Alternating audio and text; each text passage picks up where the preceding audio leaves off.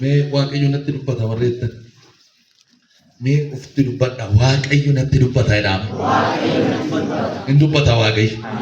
Warra isa dhaggeeffatanitti hin dubbata. Yeroo kamiyyuu waaqayyo hin dubbata. Amalli waaqayyo tokko keessaa tokko dubbachuu. Kanaaf Hafuurri Qulqulluun isa waldaa kiristaanaatiin jedhu namni gurra qabu yoo jiraate maal haa godhu haa dhaga'uu jedha.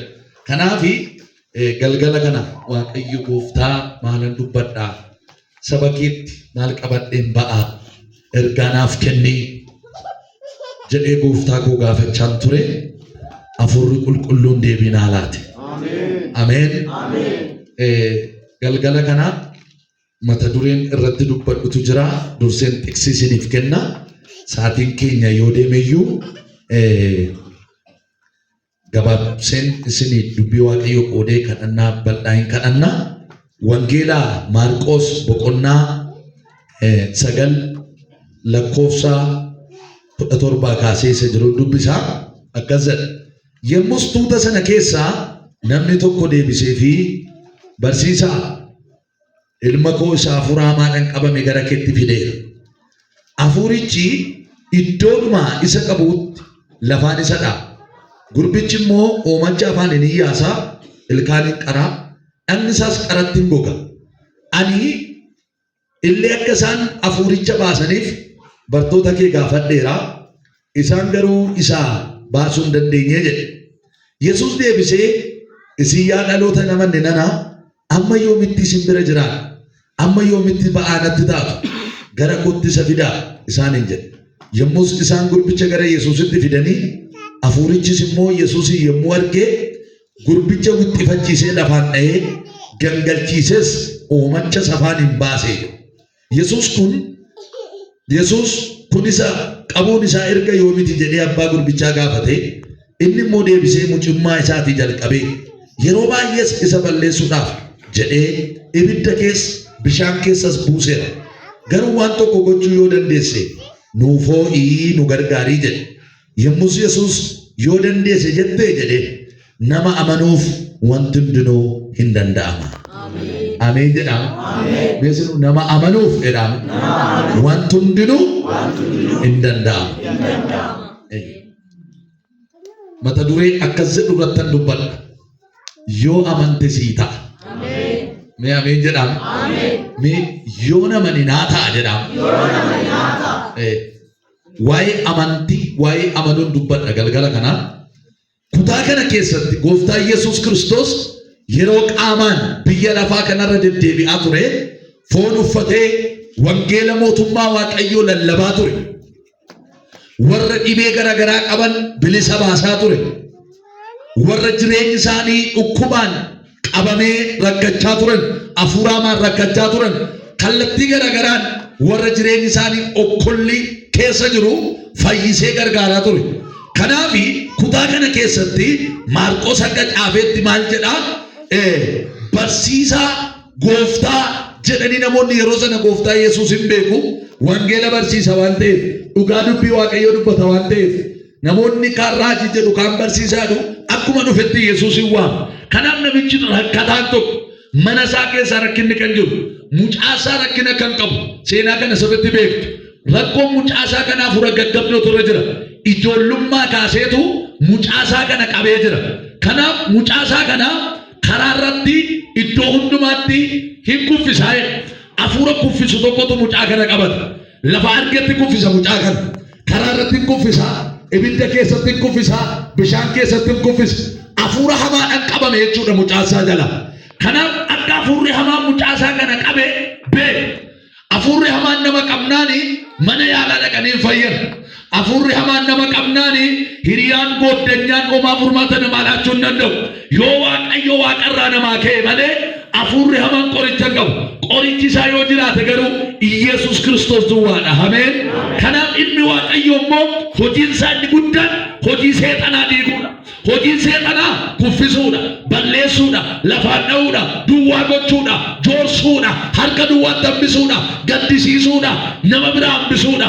Kanaaf mucaa isaa kana kan qabee jiru hafuura hamaa. Maaloo jedhe gara Yesuus dhufee mucaa koo isaa hafuura hamaadhaan qabame kana naa bilisoomsi naa fayyisi maaloo jedhee yeroonni Yesuusin kadhatu argina. Haa ta'u malee Yesuus Kiristoos mucaasaa kanaaf akka gara isaatti fidaniif hin barbaade jedhe. Garuu isa dura namichi waa tokko jedhe. Gara bartootaatti fideera, warra si duukaa oolanitti fideera, tajaajiltoota keetti fideera. Garuu hafuura mucaa kanarra jiru naa baasuu hin dandeenye. Nan rakkadhe. Namichi kun mucaasaa akka furmaata argatuuf lafti inni hin dhaqne jiru, namni bira inni hin dhaqne jiru. Garuu dhalootaa kaasee mucaasaa kun furamuu hin dandeenye. Ergaan galgala kana isinii qaboo jira. Waan irratti qoramaa jirtan, waan irratti kadhataa jirtan, akka namicha kana gola keessan keessa kan waa qabdan ergaan isinii qaba. Yoo amante inni bara dheeraa irratti kadhataa turte, inni bara dheeraa itti barbaadaa turte, galgala booda sii raawwachuu jalqaba. Haleluuyaa. Mee nama naedha. Naa taasisa. Namichi kun Yesuus Kiristoos bira mucaasaa qabatee dhufe. Rakkataa. Kanaaf maaloo yaa gooftaa bartoota keetti geessinaan homaa furmaata laachuu hin dandeenye. Yeroo tokko rakkina keessan namoota hedduu bira geessatu, namoota hedduu taasiftu.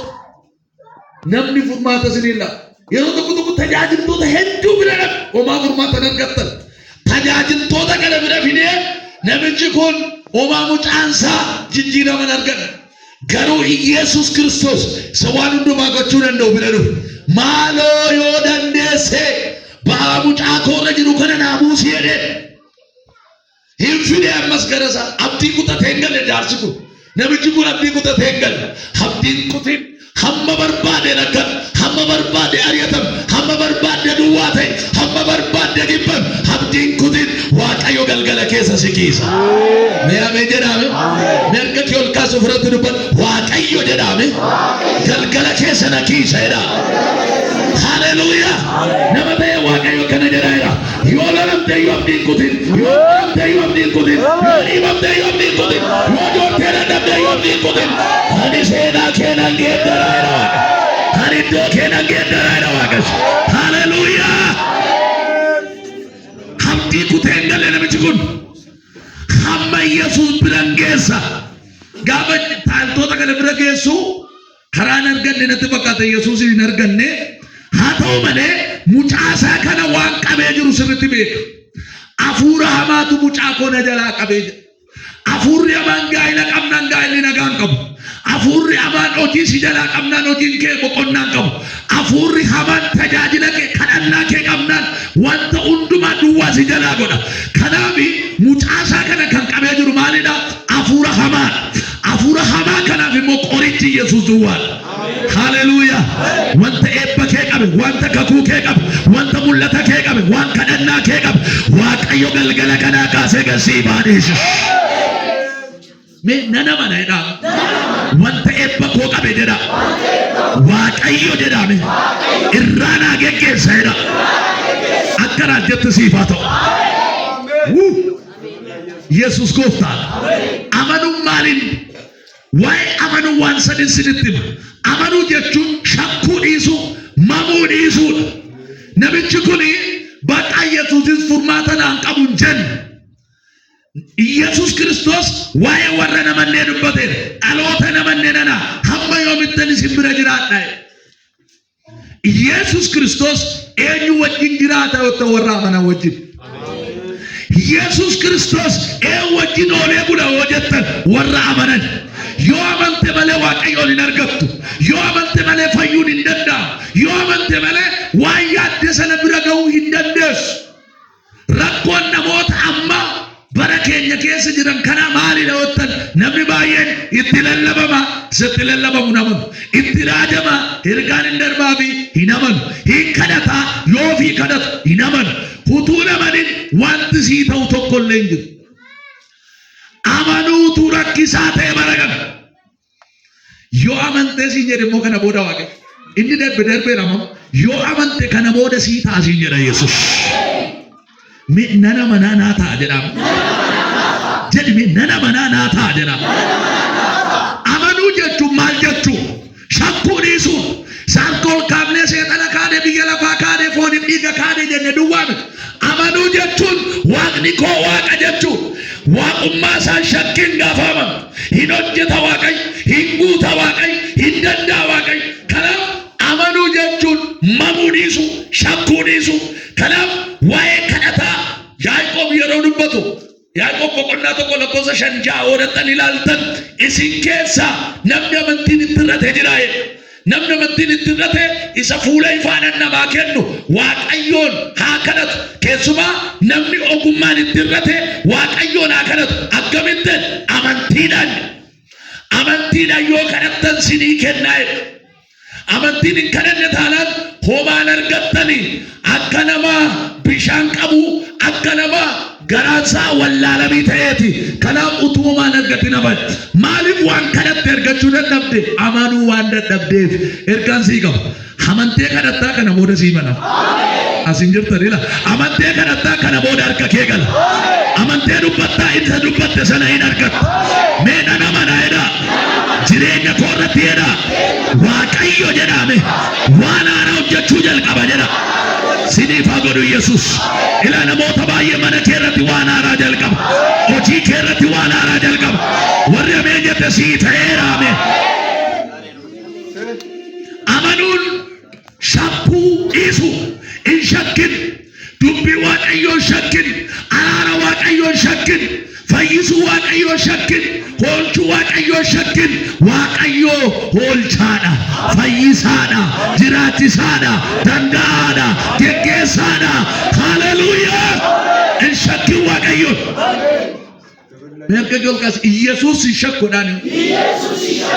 Maal jettan? Wanta Yesuus hin shakkisiisu warraa booda sirraa haa dhaabu. Yesuus hin shakkamu. Ameen hin jettu? Namuusaa sin buusu waaqayyo. Nadiisaa sin dhiisu waaqayyo. Natti jijjiiramaa sitti jijjiiramu waaqayyo. Nama qataa sin baqatu waaqayyo. Amani warratti amananiif hin abbaadha. Amani warratti kooluu galaniif hin gaachanadha. Waaqayyo waaqa kanaati. Waaqayyo kan warra isaa amananiiti. Meesituu jedha waaqayyo jedhame. Kan warra isaa amananiiti jedha. Hadeewuti waaqayyo kan warra isaa amananiiti. Kan warra dandeettii isaatti amananii, jabina isaatti amananii, guddummaa isaatti amananiiti waaqa. Kanaaf amanuun shakkuu dhiisu, mamuu dhiisu. Amanuun waan hin jirre jira jedhanii fudhachuudha. Ameen jedhama. Meeqa jedha hin jiru garuu jira jedhama. Waan kadhattan jedhe Yesuus akka waan sinii ta'etti lakkaawwadhaa. Barreessaan birootas amantiin waan hin jirre jira jedhanii lakkaa'uudha. Amanuun isa ijaan argan bakka kun bakka maarrabii kun maarrabiidhuma jedhanii isa arganii amanan miti. Hin jiru garuu jira na harka jechuudha. Hin mul'atu garuu jira. Hin qabu garuu qaba. Ameen jettanii. Amantiin hin taane malee hin ta'u kan jedhu of keessaa qaba. Amantii jechuun waan ta'u jechuudha. Ameen. Ammaaf ammatti hin ta'a waan jedhamu. Abdiin amantiin gargari walitti dhiyaatan iyyuu abdiin borunaa ta'aadha. Fuuldura abdiin jiraadha. Amantiin garuu ammaaf ammatti jedha. Kanaaf wanta hin jirre jira jedhanii fudhachuudha.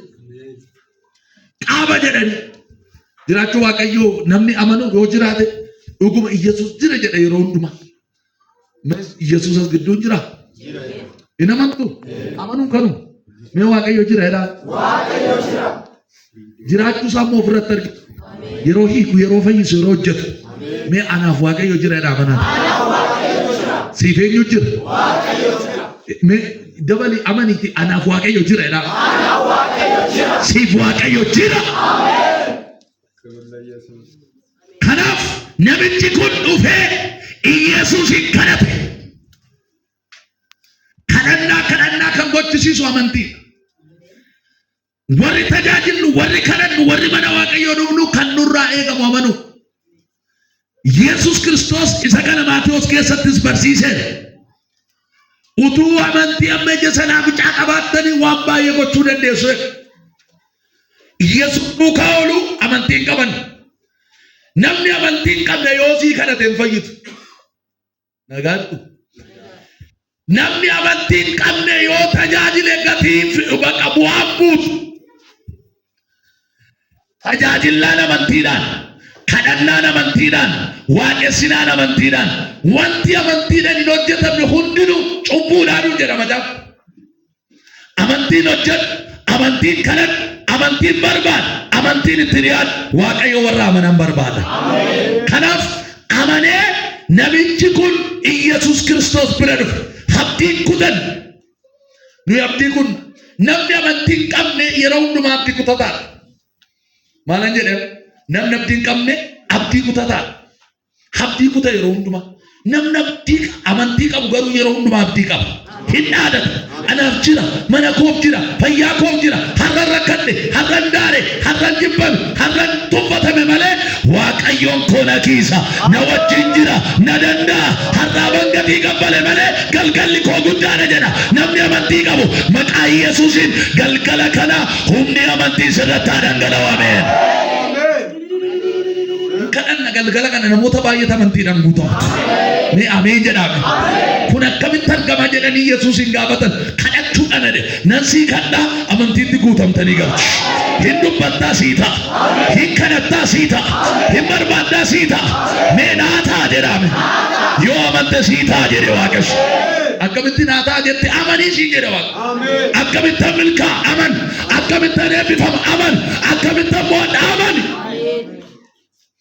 Amanuun dubbii Waaqayyoo dhaga'uudhaarraa kan dhufu humna jabaa kan of keessaa qabudha. Amanuun asirraa dhufa. Roomaa 10:17 odettanii dubbistan amanuun maalirraa dhufa? Dhaga'uurraa dhufa. Dhaga'uun immoo dubbii Waaqayyoo irraa jedha. Kanaaf Waaqayyotu karaa dubbii isaa natti dubbachaa jira. Inni Waaqayyo natti dubbatu sirriidha jettee fudhannaan inuma sii ta'a. Mee naa ta'a jedhaa. Nana manaa naa ta'a jedhaa irra deema. Warri hin galle warra zirtan mee dabala nana manaa naa ta'a jedhaa. Ameen. Yeroo ta'e durbee Maariyaam jedhamtu bara sana durbi duudhaan baay'ee garuu gara durbee Maariyaam jedhamtutti ergamaa garre. Gaafa gara isheetti ergamu ergamaan kun sagalee baatee dhufe. Sagalee isaan boodatti mul'atee nagaan siif haa ta'u yaa Maariyaam jedhee. Dubartiin nagaa kana dhageesse baay'ee jeeqamte. Nagaan nama jeeqaa garuu nagaa kana dhageesse baay'ee keessi ishee baay'ee raafam. Maali nagaan amma kana ga'u? Nagaan isaa nagaa lafarraa miti. Nagaa samiirraa dhufe. Nagaa guddaa. Nagaa isheedhaayyuu malu miti. Nagaa guddaa tokkotu irratti labane. Kanatti tapha saachaa.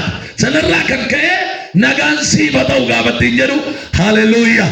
Maali nagaan amma kana ga'u wanti otoo dhiphattu ilaa jedhee Waaqayyo hin ulfooftaa ilma deessaa jedhee.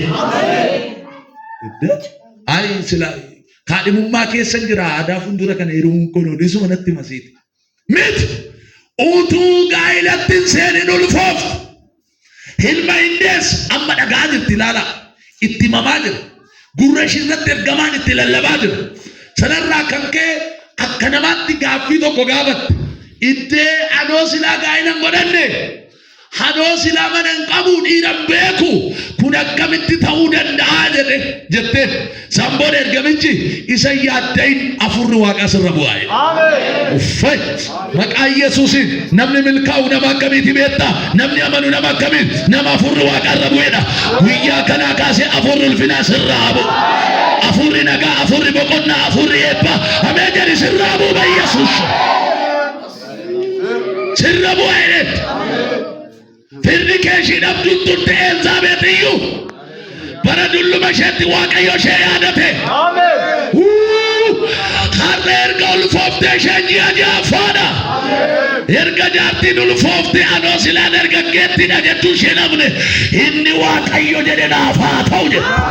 Hin amante nama amanuuf hin danda'ama. Ergaan sii qaba sii danda'ama sii jedha Waaqes. Amani guddachuun hin danda'ama. Amani eebbifamuun hin danda'ama. Amani mul'achuun hin danda'ama. Meena nama dheedha. Naa ta'a jedha. Siif haa ta'u ameen. Hin amante bakka. Ameen. Hin amanu hin jenne akka zakkaare. Naa nama dheedha bakka. Inni Waaqayyo jedhe naaf haa ta'u jedha. Ameen. Meesinu akkas jedha ofirratti raaja. Inni ati jette naaf haa ta'u jedha Yesuus. Ila kan hin jenne taanaan rakkoo qabdu dubbadha warrasis. Inni Waaqayyo jedhe naaf haa ta'u jedhame. Nama dubbanne arguun barbaadu jedhi Waaqayyo jedheedha. Mana koof haa ta'u, fayyaa koof haa ta'u, ameen jedhi siif haa ta'u. Inni afaan Waaqaa keessa ba'e sirratti haa ta'u. Inni gooftaa biraa ta'e sirratti haa ta'u. Ulfinni wayii si haa argatu, suuraan wayii si haa argatu, eebbi wayii si haa argatu. Ameen jedhi sii ta'eera abbo. Ora batalaaya. Waaqayyo yeroo hundumaa dubbii isaatti gargaaramu. Nama dubbii isaa amanu barbaada. Nama jecha isaa amanu barbaada. Nama sagalee Waaqayyoon amanu barbaada Waaqayyo. Ameen. Sagaluma kana gaafa itti himu Gabrieli ameen jette bakka waan bira. Ameen jette ofitti fudhatte. Ameen. Wanti Waaqayyoon dadhabamu hin jiru kana lallabee fide. Lallaba daqiiqaa 5 hin guunne. Kanuma itti naaf haa ta'u jette. Oh, la rajena bahatia. Utuu namni ergi utuu biyyi ergi Waaqayyo ulfina guddaa irratti lafaadha. Zabiyya boqochiisu karaa ishee dhalate. Ina manta taalan sumatti dhimma baa Waaqas. Ameen jettu. Ofitti uffatee yoo amante sumatu biyyi ameen. Sumatu biyyaa ta'a. Sumatu maatiif ta'a. Sumatu seexana afaan qabachiisa. Sumaaf Waaqayyo waan haaraa godhu ameen. Kanaan namichi kun rakkina gola isaa keessa jiru suma beeka. Hamma miidhame suma beeka. Hamma waa'ee mucaa kanaa mataan dhukkubee suma beeka. Gara nama hedduu dhaqeera bira garuu furmaata darganne. Hannaanni gisee yeroo baay'ee rakkinni gaafa nutti dhufu lafa hedduu dhaqa. Waan hin qabanne qabanna, waan hin yaalle yaalla. Kanarraa kan ka'e namichi kun bakka hedduu dhaqeera. Yesuus immoo hin fayyisa inni oolchaan jedhutti dhaga'eera. Dhaga'eetu gara Yesuus dhufe. Utuun dhageenya dhufu ture. Dhaga'ee dhufe. Maaliif? Maaloo yoo dandeesse akkuma warra kaanii se'e Yesuusin. Yesuus garuu akka warra kaanii miti. Haleluuyaa. Akka raajiitti naa miti. Dadhabeen galu waa'ee kee. Dhiiseen galu waa'ee kee. Ani dhiiseen gala. Ittinaan dhiisee gala. Waa'ee kee dhiisee kan hin galle Yesuus. Akkuma warra kaanii se'etu maaloo yoo dandeesse. Mee yoo dandeesse mucaa koo kanarraa hidhaadhaa hiikee. Waan itti boo'e, waan itti gadde, waan itti aare ergaan si qaba ol kaas. Namichoo darbeera bakka namichaa qabu esi waan itti qoramte mana keessatti haalatti keessatti maqaa Yesuus irraa booda furmaatatti argatta. Mee ameen. Nana mana jedhame. Naataa jedha. Amani sii ta'a. Amani sii darba. Amani ulfaatta. Amani galateeffatta. Amani barbaadamta. Amani haleluuyaa.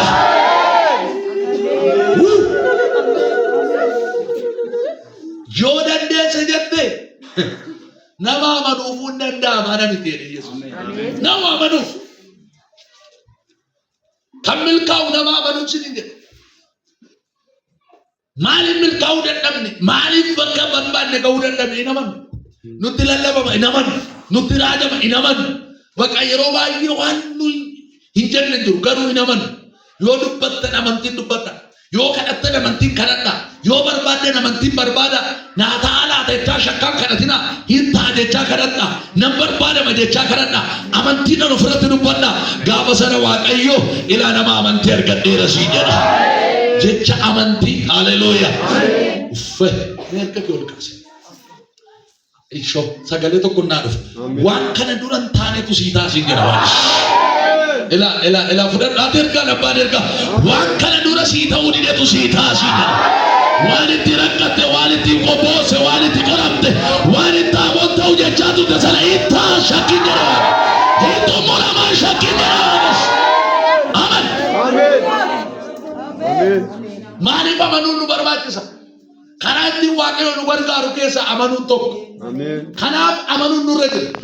Waaqayyo namicha kana gargaaru barbaada. Mee yoo na gargaarte yoo dandeesse. Mee na gargaariye. Namichi kun gargaarsa kadhachaa maaloo yoo dandeesse. Gaggabdoon falan qabu. Yoo si biraa ta'e malee keessumaa gaggabdoo kana duukaa immoo afuraamaatu jira. Afuraamaa kana immoo kan rukutu si duwwaadha. Maaloo na gargaariye. Nama amanu Waaqayyotu gargaara. Ameen jettani. Sin eebbisa maqaa Yesuusiin.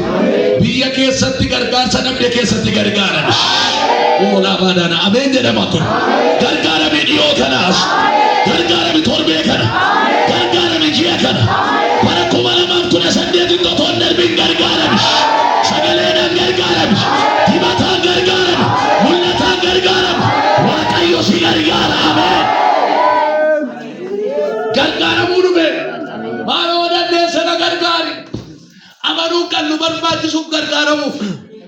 gargaaramuu barbaaddu taanaan baay'ee amana. Ameen. Baay'ishaadhuma amana. Ameen. Waaqni na gargaara. Namoonni jedhan namoota amanan. Namoonni hin amanne waa'ee Waaqayyoo na gargaaraa naasaa. Ayin beekamu jedhu bakka yeroo baay'ee hin taatu beekamu waan isaan beeku. Warri amanan garuu yeroo hundumaa maaliin beekamu jetti Waaqayyo na gargaaraa. Ameen. Beektu jedhimi waan na gargaaraa. Waaqayyo na gargaara. Hin jettu lakki. Waaqayyo na gargaara. Waan irratti kaleessa gargaaramne irratti miidhana hin gargaaramu. Oo gooftaa Yesuus waan fiigdee dadhabde waan hojjettee dadhabde waan irratti milkaa'uu dadhabde miidhana irratti si gargaara jedha Waaqayyo. Yoo amante si gargaara jedhe. Gargaaramuu barbaadda miti amani bakka. Ameen. Gargaaramuu barbaadda taanaan tajaajiltee gargaaramu, hojjettee gargaaramu, barattee gargaaramu, gaa'ela godhattee gargaaramu barbaadda taanaan baay'ee amani. Ameen.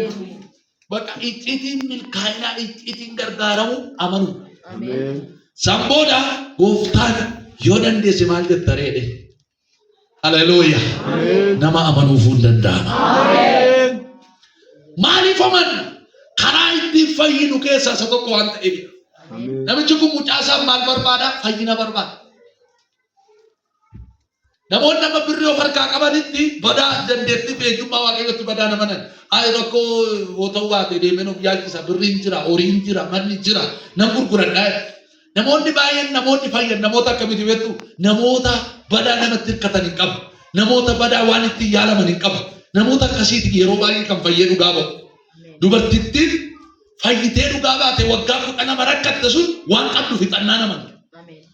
Dhageessan gaafa qabdu naman.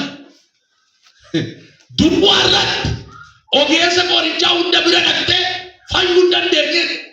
Waan qabdus achuma irratti fixxe hin fayyine garuu immoo gaaf tokko garuu waa'ee Yesuus dhageessee arra dhaqee ittaasee miti cabbatee miti waayyaa yeroo wayyaasaa tuqee naan nan fayyaa. Amantee qabanaa baate warri amantanii deebitanii Waaqayyo sin fayyisa. Amma nan fayye nama jedhuun arga. Gooftaa ila dhukkuba foonirraa miti. Namni gaafa iyyoomee yookiin dhabee gaafa dhabe sana waa argatu nan fayye ijoollee nan fayye jedha. Dhukkuba safoonii miti iyyummaan namarraa cabuu fayyina. Dadhabbiin namarraa ka'uu fayyina. Sin eebbisa ol kaase. Waaqayyo waan dhukkuba sitti ta'ee si gatantarsiise sirraan cabsa jedhena. Hin fayyitaa si jedha Waaqayyo. Aasaa kee fayyisa deemsa kee fayyisa. Waaqayyo warra ameen jedheen naa godheeti. Afayyu manni kee ameen. Karaan ittiin Waaqayyo nama fayyise karaa amantiiti. Fayyuu barbaadda taanaani baay'ee amana. Ikoonomiin kee akka fayyu, jireenyi kee akka fayyu, gaa'illi kee akka fayyu, hojiin kee mul'anni kee akka fayyu hin barbaadda taanaan amana. Amanuun fayyina of keessaa qaba. Namichi kuni utuu mucaasaa dhukkubsanneen dhufu hafuura hamaarraa bilisa ba'uudhaaf Waaqayyo gooftaa isaa bira dhufe. Sambooda nama amanuuf arra fayyinni hin taa'e. Maqaa Yesuus ni nama tataan fayyinni mana kee haa ta'u. Hojii kee haa ta'u. Erga kee raasi Waaqayyo na fayyisa jedha. Jari Waaqayyo na fayyisa jedha. Ila baay'ee keessanii eebba wayii sii laatee si fayyisa. Dibata wayii sii laatee si fayyisa. Waan hawwaa turtee sii kennee si fayyisa. Nan fayye jettee galateeffata kana booda. Dhiigoolichaa sii haa ta'u ameen. Balbala naamane Waaqayyo, lafa hiise Waaqayyo, lafa nagaase Waaqayyo, foolii koolgeesse Waaqayyo, balbala mana godhe Waaqayyo, carraa namni hin arganne laalaate Waaqayyo, jettee akka sagalateeffattuuf hafuura kee fayya kana booda, deemsa kee fayya kana booda, warra amane naa fayyisi Yesuus. Lallabni nu sitti lallabnu kan si fayyisu yoo amantu. Kadhannaan nu si kadhannu kan sirratti hojjetu yoo amantu. Hin amantu taanee hin argattu bakka. Kan dhabdaniif waan amanuu dhiisaniif. Mee nama cinaatti garagalee kan dhabdeef waan amanuu dhiistee fedhaani. Yoo amante garuu dhaani isa barbaadde hin argatta. Sii ta'a sedhaani. Ameen.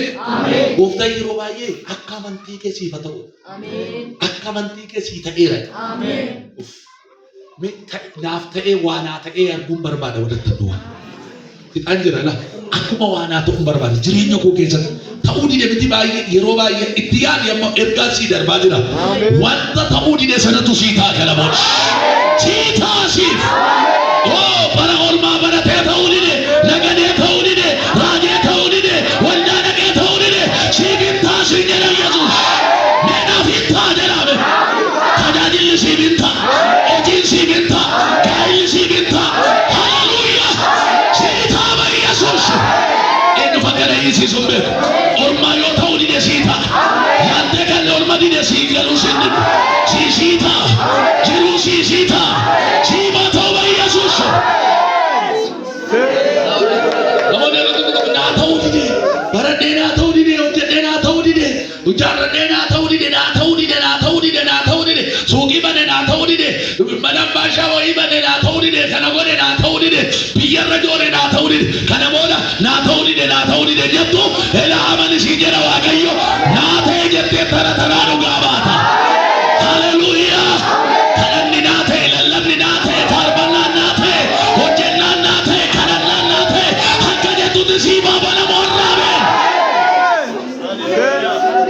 mee kana booddee naa ta'a jira ila namoota waasinii ta'uun arga dhugaan jedhos dhaabadhee sii ta'a galaboota kalee sii taane miti amma sii ta'a galaboota jireenyi kalee sii taane amma sii ta'a galaboota dubbiin kalee sii taane sii ta'a galaboota faarfannaan kalee sii taane sii ta'a galaboota yoo mate kuni sii ta'eera sii ta'a mee naa ta'a jedha yeroo darbe kadhatee ni ta'uu dide bartoonni kadhatanii cabirraa buqqa'irraa diigamirraa badirraa innaan baduu dide numa rakkate bakka itti furee laatamu caakka otoo jedhu homaa baduu dide isaan booda waannaa isaanii bira fide amiin jettu dhimma keessa danda'u bira fide Lasa katona maglaria bosse da hadusa Yesus ketan Yesus ketan wanta ta'uu dide keessa baatetti deebitee deemta amen oma ta'uu dide anan dubartii sana na ajaa'iba itti daafna omaanto asin bira omaanto waan qabdu hunda fitte akkuma jedhanii Orichin tinaa namne mannin tinaa namne mannaadaa namne mannammayyaa namne omaan taane omaan itti caale malee irraa gad hin buune har'a garuu fayyuu kootiif amanuu qaba. Waan biraa miti gooftaadhaa birriin kennine ishee. Nama sitti ergattee maaloo Yesuus koottanii du'e hin jenne ofumaa qajeelte dhatte. Isa jabaa bira. Ameen ameen ameen ameen. Anin beeku barana siin jedha Waaqayyo. Dubbii afaan koo keessaa ba'uunan dhimma kee hojjedha siin. Dubbii afaan koo keessaa ba'uunan jiruu kee fayyisa. Lafa kee fayyisa. Bishaan kee midhaan kee sii fayyisa. Dubbii kottamani siin fayyitaa Waaqayyo. Hallelujah. Yemmi gad inturre dubartii sana hin bubbulle. Annama tokko warqita warra baay'ee amanuun tuttu. Mee akkas nama sitti garagara. Akkasii ta'uu yoo barbaadeedhaan baay'ee amaneedhaan yoo amante si jalaan turoodhaan yoo amanuu baatte garuu si jalaa tutturaadhaan okkasuma tutte okkasuma ta'e nama dinqoo mee otoo sin ta'e waggaa 12 miti guyyaa 12 otoo manaa bahuu dadhabdennaa waggaa 12 qabeenya ishiin qabdu oli jedhi waggaa 12 oomaa guyyaa baala baay'ee deemte hin taaneef guyyaa sana gabaadhuma walakkaatti hidhattee tuqxee ta'e. Bara baay'ee ziiraajamee hin taane kadhatamee hin taane akka jedhee Waaqayyo isa fuulduraa kanatti ishii ta'a. Maala gooftaa isa sitti deemu torbee miilalaa kana keessa waggoota jiraattu kana keessa waatu ishii ta'a. Warri ankooti ergaan kun jettu ameen jedhi fudhadhu. Saakatoon kalee siin taane baga siin ta'in waggaa darbe siin taane baga siin ta'in hamma garuu sii ta'uudhaaf jira. Hin fayyite gaa humni wayina keessaa ba'e gaafa inni jedhu waggasuma isatti sin beekama. Nama amanu haleluuyaa. Sammuudha ilaaleen maaloo hin hunna tuqqe gaafatti hin baraate gooftaa Yesuus nama kana hunda keessa hin hunna tuqqe hin taane Pheexroos Maayinaan laakki akkas miti Pheexroos humna fayyisuu tokko na keessaa ba'e. Humni fayyisuu Waaqayyo inni mana namaa fayyisu, inni gaa'ela namaa fayyisu, inni tajaajila namaa fayyisu. Maqaa Yesuusiin samiirraa siif haa ba'u. Eebbi wayyaas keessaa siif haa ba'u. Badhaadhummaan as keessaa siif haa ba'u. Albuunni gati jabeessa as keessaa siif haa ba'u. Yesuus keessaa ba'eef namarraan baaneef Pheexroosirraan baaneef Yaaqoobirraan baaneef Yesuus keessaa ba'eef barana sii jedha Waaqayyo eebbi kee orma keessaa bitana keessaa sii ba'a. Milkaa'ina na biraa sii ba'a. Ulfinna na biraa sii ba'a. Ameen warri jenna sii ta'e. Galateeffadhu na Waaqayyo. Kana barnuu waan karaan ittiin fayyinu keessaa isa tokko waan ta'eef. Akkasuma ta'e hin bubbulle. Otuma irra yaa'uudhaatti. Isaan booda gaafa tuttees deebitu hin jiru. Isti wayyaa isheen jijjiirratte ilaalaa. Moodees hin jiraa laata bara sana. Edoon illolaa isa xapxap jedhu miti iyyaa akkamitti akka jiraattu nama yaachisa. Dinqidhu. Dhiigi keessa akkamitti utuu hin dhumin akka ooltee bulte. Hirma yaada. Dubartii peereedii yookiin laguun irra jiru akka seera akka kumoofatti nama xunnaan xurooftee jedhama. Yesuus dhattee tuttee fayyite. Kan sin naamne kan sin baqanne Yesuus tu. Akkamitti akka dhaqxeenyu nama saalfachiisa. Gin imnet gaafa amantu sodaattu. Gaafa amantu yaaduftu. Namni amanu sodaatu ameen jetta. Namni maal laan jedhu gabaan maal laan jedhu intinaan ba'oon harkaan maal laan jedhu wayyoo hin jedhu. Firaatii kan jedhamu ofirraa qabsise. Hidhattee as gabbaatee achi gabbaatee dhattee Yesuus hin tuttee gaafa deebitu irra jiru. Naa ta'e haalleluuyaa. Maqaa Yesuusiin. Waggaa dheeraa akkasitti lakkaa'e daqiiqaa muraasatti siifata. Siifatoo ba Yesuus. Mee naa ta'a jedha. Eenyu fakka na lallabsiise waan sii ta'uu dide sii taasisaa jedha. Waaqayyo anaaf godhe waan ta'uu dide sii taasisaa. Kadhatanii ta'uu dide. Irraa himatanii ta'uu dide. Homaa ta'uu dide maal jechaa jirta laata? Ta'uu dide namaan yaale ta'uu dide hiriyaan yaale ta'uu dide gooddanyaan yaale ta'uu dide hanga jedhee Waaqayyo baga si dide miilana sii taa'edha. Yaa Yesuus ulfaadha eenyutti dubbataa jira laata Waaqayyo? Eeguudhaaf sagalee ati baay'isee dhaaltuu ganaa eegda Waaqayyo akkana sii jedhaadha. Hamani sii bangodhaa sii jedha Yesuus. Hamani sii jedha Waaqayyo. Karaa ittiin eebbifamnudha. Amanu. Namni eebban jibbu eebban barbaada. Eebbifamuu barbaaddu taanaan amana. Abrahaamin amana. Amanuu isaa qajeelummaatti lakkaawwame. Qajeelan immoo ni eebbifama. Qajeelan in eebbifaman jedhe. Ameen jettani. Waaqayyo jal'aan eebbisu qajeelaa eebbisa. Qajeelummaan kee eebba sitti haa gontotu. Ameen. Jal'aan eebba walitti qabee yoo jiraate akkamitti naayedha. Garuu qajeelaan mana Waaqayyo keessatti obsaan isa eeggatu otoo eebbifaminidha. Siif kadhu Waaqayyo bara si haftee keessatti si haa eebbisu. Maalo yaa Waaqayyo isaan ni dadanaa godhu. Manaan si haa eebbisu. Dhalaan si haa eebbisu. Qabeenyaan si haa eebbisu. Fayyaadhaan si haa eebbisu. Hojiidhaan si haa eebbisu. Waaqayyo waan ati ittiin eebbifamuu qabdu si haa eebbisu. Nama eebbisu jira si hidhaan jedha Waaqayyo. Hin eebbifamta gana booda. Manni kee eebbifama. Baaf galli kee eebbifama. Ciisinji kee eebbifama. Gaa'illi kee eebbifama. Mul'anni kee eebbifama. Tajaajilli kee eebbifama. Nama eebbaa jedhamta. Yoo amante kuni sii ta'eera.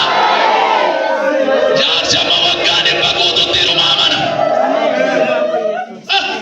Takkaan shaakku. Waan naganaa laatan jira. Jidduutti kan shakkee Saaraa. Moo sagaltama guute moo amma nama ta'anitti. Jaarsi utuu gaduma jedhee deemu inni waan inaan jedhee numa naa ta'a. Ameen. Kakuu dhaga'ee waggaa 25tti naata. Ameen. Waggaa 100tti mucaa argate 75tti dhaga'ee ba'ee sinii eebbisaa dhaga'ee ba'ee jaarsi ameen na eebbisa waan jedhee fudhatee mana foonaatti ba'e. Waaqayyo akkuma jedhe Abrahaamin eebbise. Atuu qoboo Abrahaam jedhamtee harka. Ilaa akkasii jedhee Waaqayyo sabarattas si eebbise, hiriyaa kee birattas si eebbise, waldaa keessattas si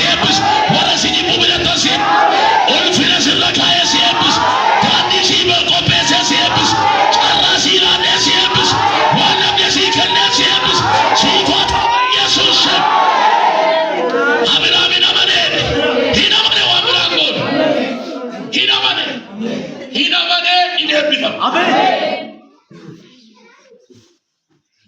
Namni na wajjin eebba barbaada.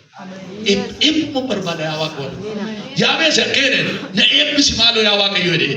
Waaqayyo akkuma inni jedhee kadhate in eebbise. Biyya sii kennee si haa eebbisu. Waaqayyo nama eebba barbaadu kana. Obboleetti eebba barbaadu kana. Ati waan hundaan ishee eebbis. Waan hundaan ishee eebbis. Mee nan eebbifama jedha. In eebbifamta. Haleluuyaa. Abaarsi kalee sirra ture gaa sirraa godhaa. Milkaa'uu dadhabuu sirraa ka'u. Eebbifamuu dadhabuu sirraa ka'u. Kana booda nama eebbaa jedhamtu. Yoo baatuun eebbifamta. Yoo galtuun eebbifamta. Yoo teessuun eebbifamta. Yoo kadhattuun eebbifamta. Yoo jiraattuun eebbifamta. Waaqayyo mana kee eebbanan seenaa. Sin eebbisa si jedhaa jira. Sin eebbisaa jedhama. Hojii kee eebbisa. Bakka Waaqayyo Waaqa eebbisa. Maqaan isaa eebbisa. Ibaarri kaallu sin eebbisa. Waaqayyo nama eebbisa.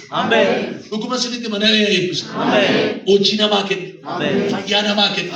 Dhala namaa kenna. Gaa'ina namaa kenna. Waltajjii namaa kenna. Haleluuyaa. Yaa Waaqayyo namuma eebba dheebotuuf eebba naadha. Amaniinuma eebbifamudha. Uffan shaakatoo nama hadiya. Mee ani nama eebbaati jedhiiraati. Jadi ani nama eebbateedha. Tabali jadi ammas. Anani adda namarraa ifuun argaadha. Waan eebba sitti godhatu sirra kaa jedha Waaqas. Haleluuyaa. Waan ulfina sitti godhatu, waan qajeelummaa sitti godhatu, waan badhaadhummaa Waaqarraa sitti godhatu. Ayyaana koo sirraan kaa. Suuraa koo sirraan kaa. Haleluuyaa. Kana booda eebba barbaacha olii gadi hin joortu. Waaqayyo lama jirutti eebbisi barbaadee dhufaadha. Si eebbisa Waaqayyo. Mana kee eebbisa. Qonna bukoo kee eebbisa. Deemsa faana keetiin eebbisa. Yoo gabbaatu ol galtu sodaachisaa jiraatta. Sodaatamtee jiraatta. Birrachaan jiraatta. Shakkaan jiraatta. Waan nyaattu dhabdee namaan kadhattu. Waaqayyo si eebbisa. Amani Waaqayyo si eebbisa. Waaqayyo warra amanan eebbisa. Kan hin amanne hin eebbisu. Warra amane garuu hin eebbisa. Hin eebbisa. Mul'ata, kennaadhaan, dibataan, araaraan si eebbisa baqa. Waan orma biratti hin argamne si biratti argama gaafas. Waan ollaan kee hin qabne si bira. Abee Gooftaa Yesuus. Waan hiriyaan kee hin qabne si bira argamus. Waan mootonni hin qabne si bira argamu. Waan warri gamaa hin qabne si bira argamu. Si haa eebbisu Waaqayyo.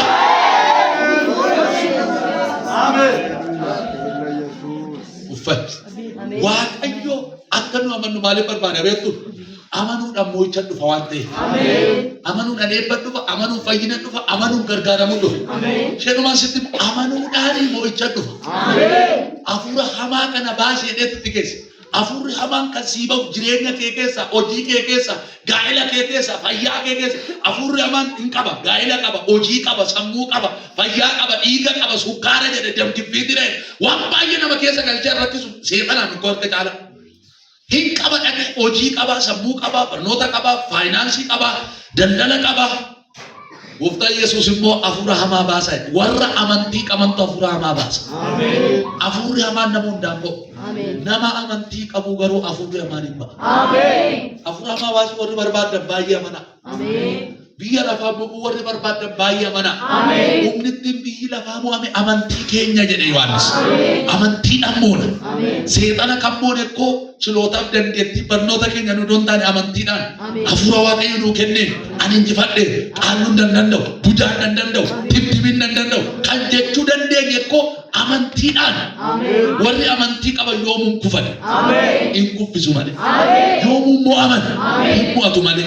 Ila akkas naan jedha Waaqayyo. Ji'i lamaan kun utuu keessan bahin namoota 8 mo'ichaan kenna. Eenyu akka ta'an hin beekan. Fudhadhu ergaa kana na harkaa. Eelaa faadiyaa sakaa'e. Mo'ichaan sii kenna. Waan siin lolaa jiru sanarratti mo'ichaan sii kenna. Mana kee keessatti mo'icha hin argite. Lafa oolmaa keetti mo'icha hin argite. Karattee kadhannaan kee deebii argate. Barbaaddee inni barbaaddee argatte. Mo'ichaan yeroo dhaabattu Waaqayyo hin godha kana. Haleluuyaa. Mee mo'ichi kan kootiidha. Hafuura maan ittiin taagala malee nu caasaa ibiddatti bishaanitti karaarratti baratee galman qabu uumaan kun hojjetes bakka kabbaadi koon hin qabee rakkise hin kuffise hin joorse hawaara keessatti gadi maqe bishaan keessa corroqa keessatti ilaalame otoo isin dhalli keessan hiriyaan keessan manni keessan akkas ta'e hammam dhiphatu kana namni nama gargaaru firri nama gargaaru inni dhugaan nama gargaaru Iyesuus fidi gara kootti oofinarra hin jenne fidi as fidaa akka isin jedhu Waaqayyo amani si wajjin hin jiraatu akka Waaqayyo mana keessan keessa jiraatu hin barbaadu amanaa baay'isaati hojii kee keessa mana kee keessa gaa'ela kee keessa Waaqayyo akka jiraatu hin barbaadda guddummaa isaa amani dubbii isaa amani yeroo hundumaatti kophaa keetti gaafa si wajjin adeemu haleluuyaa kanaaf Waaqayyo fidi gara hafuura hamaa nana hafuura didaa nana keessaa deeme erga yoomitii qabe immoo jennaan የሚገርማችሁ xinnannummaa isaatii kaasee qabe አንዳንድ ጊዜ manaafis hafuurri hamaan ijoollummaa kaasee namaa qabate namni ijoollummaa kaasee qabame hin baratan milkaa'u hin nagadan milkaa'u hin hojjetan milkaa'u nama ol fiiga duuba bakka ijoollummaa kaasee ol kaasee dhoksaatti utuu ati waaqan bariin ijoollummaa keetti humna qaalloorra humna xibaaraa budaarra hafuura akaakilee torbarra kan sitten qabe iguddattee naman ta'in barattee naman ta'in jiraattee naman ta'in ijaarrattee naman ta'in jedhee dhoksaatti kan si qabee si abaar har'a guyyaa kana sadumaa sirraa calamu sirraa haa godaanan haleluuyaa warri si qaban si gadhiisanii haa deeman ajaataagatos ekaadiyaamu Iyesus gooftaa amen warra jirtanii Iyesus gooftaa amen amen ilaa waan dhiibetti si baasitu jira si jira amen kun jedhu dhiibetti si baasa lola cabse